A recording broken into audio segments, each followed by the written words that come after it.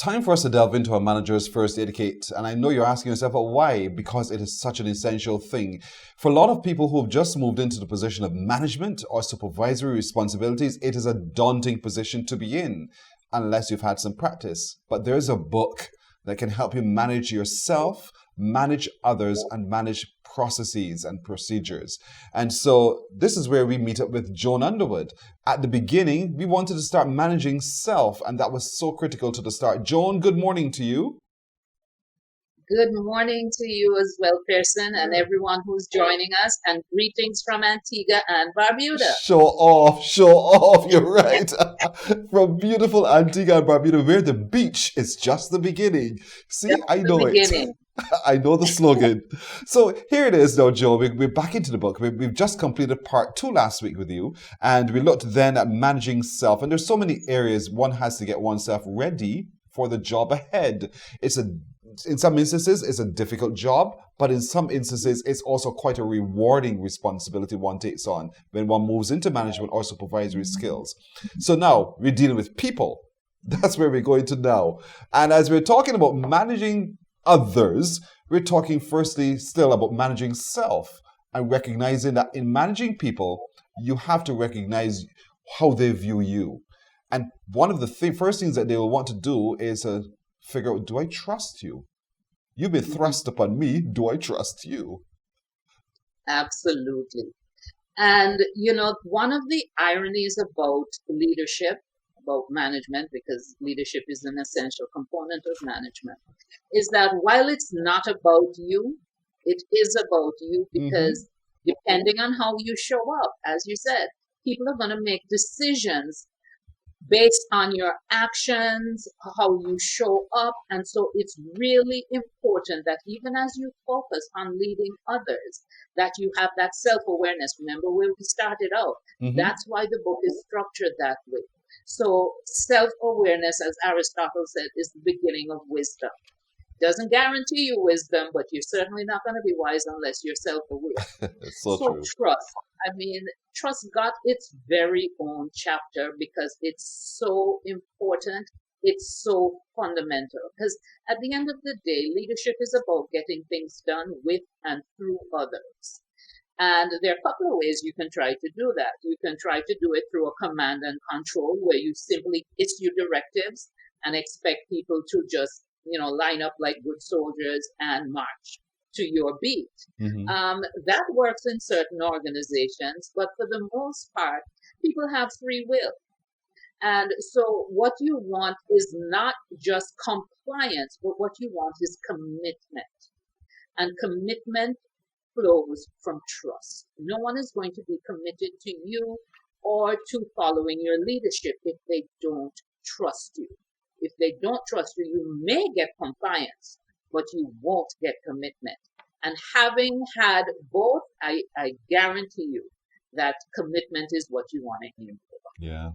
In the book, you also broke it down, the components of trust.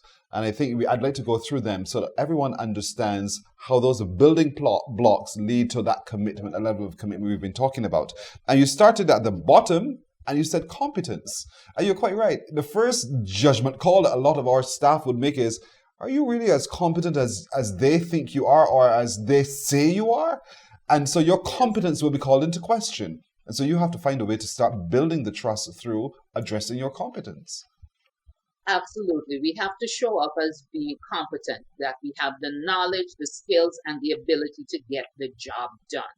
If people have questions about that, they're going to be reluctant just to, follow our, guidance, etc. But if they look at you and they say, yeah, man, Pearson knows what he's doing. I trust him to get the job done.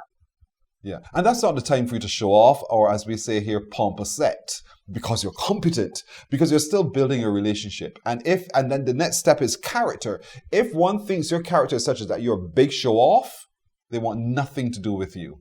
So that trust pattern's gone through the door again. Exactly. Which is why I say all of the components of trust are important. So people, there are people that we all know who are very knowledgeable. They're so smart. They're so bright. But I tell you, character is another story altogether. Yes. So either they don't have a moral compass, or it broke a long time ago. No integrity. So it's not either or. You need to show up as being competent, but you also need to show up as being of good character. Because if you don't, again, people will withhold their trust. Yes.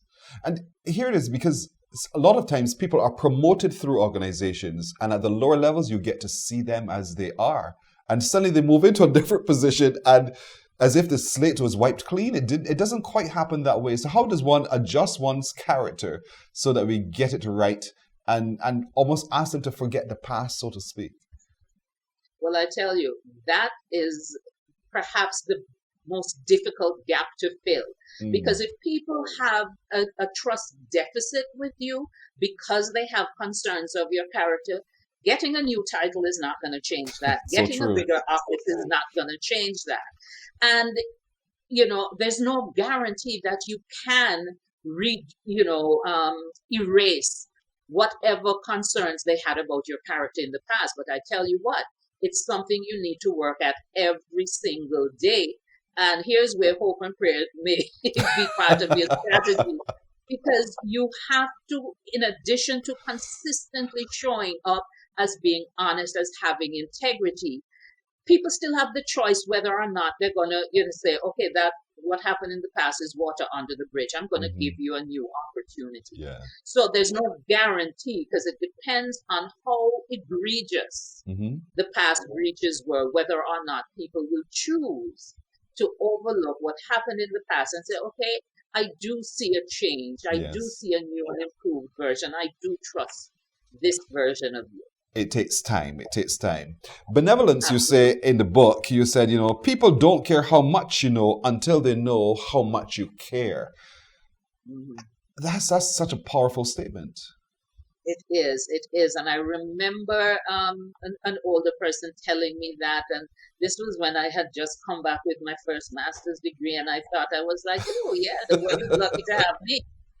And, fortunately, that person had a conversation with me that caused me to, reconsider how I approach things. Because they were like, you don't have to prove to anybody you're bright. We get that. What you need to show is that you care about people. And I tell you, it's important. One of our social media people, if you can see there on your screen, is saying, thank you, Joan, for all this great advice you're sharing with us. It's very helpful. And so people are benefiting. Welcome, Patricia.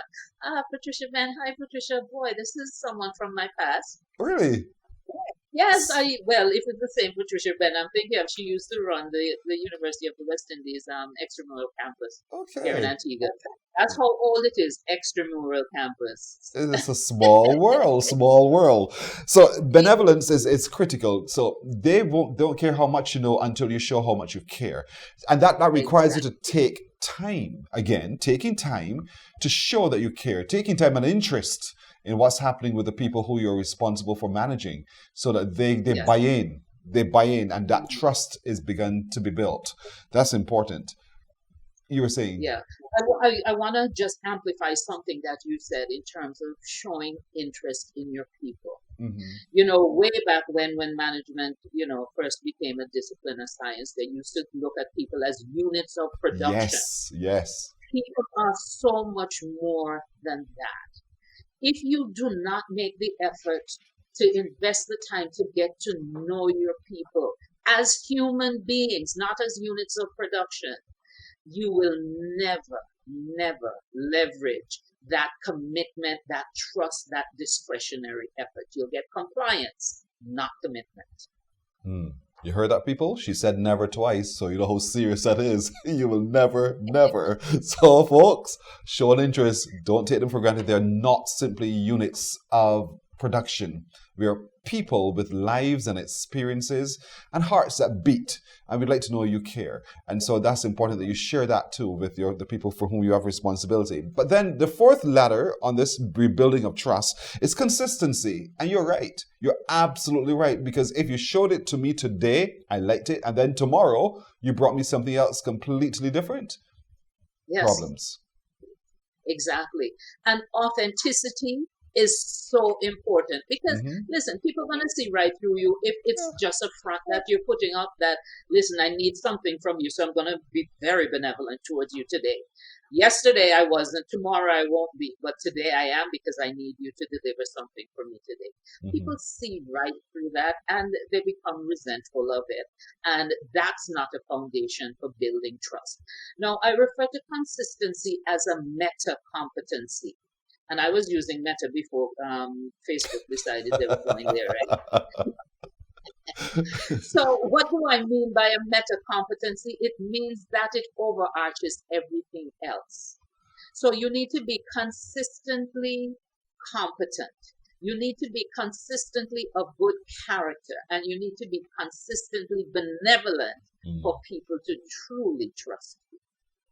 You know, one of the principles when I was in banking that we taught was, it takes 12 consecutive good experiences to erase one bad experience. Mm. That is a measurement of time, but it's a measurement of consistency as well in the promise that you will deliver better service.